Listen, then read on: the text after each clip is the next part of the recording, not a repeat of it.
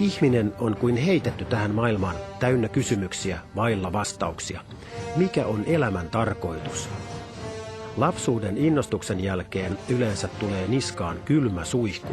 Asiat eivät menekään ihan niin kuin haluaisi ja tulee jopa mieleen syyttää jotakuta. Onko syy äidissä, isässä vai Jumalassa? Keski-ikäisenä ihmispololla on yleensä niin kovat pärjäämisen paineet, että elämän tarkoitukseksi kelpaa pelkkä naapurin kateelliseksi tekeminen.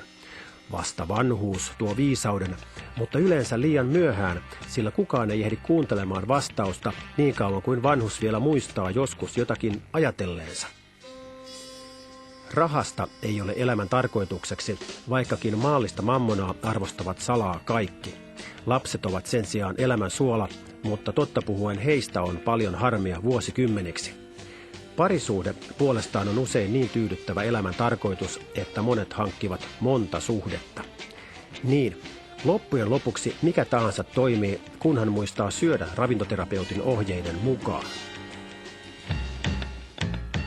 Mutta tuo kaikki on kovin triviaalia pöhinää.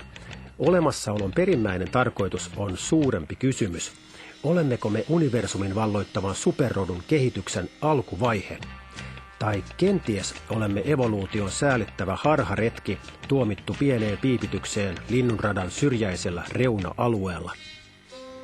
Eikö viimeinkin olisi aika rakentaa supertietokone, joka osaisi vastata erehtymättömästi kaikkiin kysymyksiimme?